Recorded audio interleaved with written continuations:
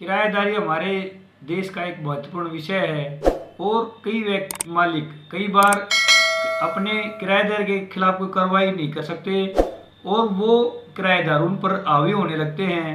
और इसमें कई व्यक्ति भी ये सोचते हैं यदि कोई किराएदार किसी मकान में लंबे समय तक रह जाता है तो उस मकान को खाली कराना मुश्किल हो जाता है और वो किराएदार उसके ऊपर एडवर्स पोजीशन क्लेम करने लग सकता है। तो आज हम बात करेंगे कि किरायानामा बनवाना क्यों ज़रूरी है। दोस्तों, हमारे देश में कई व्यक्ति सोचते हैं कि हम किसी व्यक्ति के साथ यदि रेंट एग्रीमेंट कर लेते हैं तो वो रेंट एग्रीमेंट किराएदार के पक्ष में जाता है और वो मालिक यदि किराया रसीद पर प्राप्त कर लेते हैं तो वो बात भी किराएदार के पक्ष में जाती है। इसलिए किराएदार के साथ रेंट एग्रीमेंट नहीं बनवाना चाहिए। लेकिन क्या कानूनी स्थिति सही है? इससे पहले वीडियो शुरू करें आपको बता दें, यदि आप भी लीगल टॉपिक में इंटरेस्टेड हो तो मेरे चैनल को सब्सक्राइब कर लें, बेल आइकन को जरूर प्रेस कर लें ताकि हमारे द्वारा बनाई गई कानून के ऊपर नई वीडियो की जानकारी नोटिफिकेशन सबसे पहले आप तक पहुंच सके। दोस्तों, जब भी हम किसी व्यक्ति को किराए पर मकान देते हैं तो कई व्यक्ति सलाह देते हैं कि उनके साथ किरायानामा नहीं बनवाना चाहिए और यदि हम उनके साथ रेंट एग्रीमेंट कर लेते हैं तो वो बात किराएदार के फेवर में जाती है और वो किराएदार लंबे समय तक रहने के बाद एडवर्स पोजीशन भी क्लेम कर सकता है और वो मालिक के खिलाफ हो सकती है बात। लेकिन दोस्तों, कानूनी सच्चाई ये है कि आप जब भी किसी व्यक्ति को मकान किराए पर देते हो तो उसके साथ किरायानामा जरूर बनवाना चाहिए और हमेशा किराया रसीद पर प्राप्त कर लेना चाहिए। क्योंकि जब भी आप किसी व्यक्ति के साथ किरायानामा बनवाते हो तो उसमें मालिक और किराए पर लेने वाले व्यक्ति का स्टेटस क्लियर हो जाता है और उसे क्लियर हो जाता है कि फला व्यक्ति ने आपसे मकान जो है किराए पर लिया है।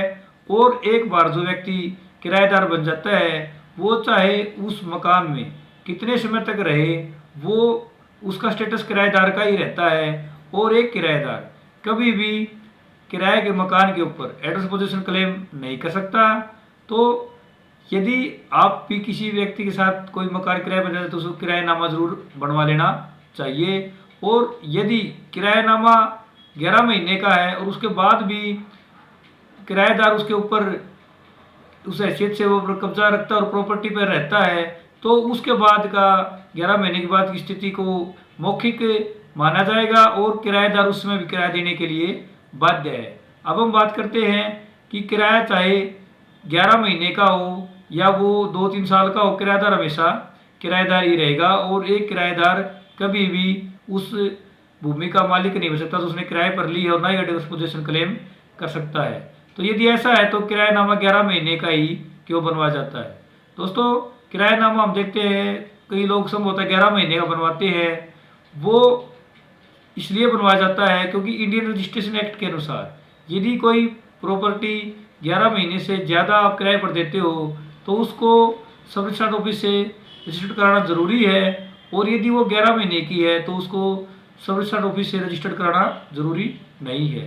तो ये क्लियर है कि जो व्यक्ति मकान किराए पर लेता है और जो व्यक्ति अपनी भूमि को किसी व्यक्ति किराए पर देता है उनको किरायानामा जरूर बनवाना चाहिए।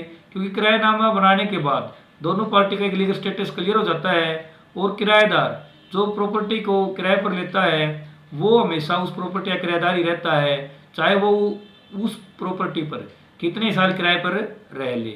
इसलिए आप भी यदि कोई प्रॉपर्टी किराए पर देते हैं तो उसमें किरायानामा जरूर बनवा लें। आशा करते हैं आज आपको हमारी वीडियो पसंद आएगी। वीडियो को लाइक कर लें, चैनल को सब्सक्राइब कर लें। इसके अलावा जब कोई शिकायत या सुझाव है तो कमेंट बॉक्स में लिखकर जरूर बताएं। धन्यवाद।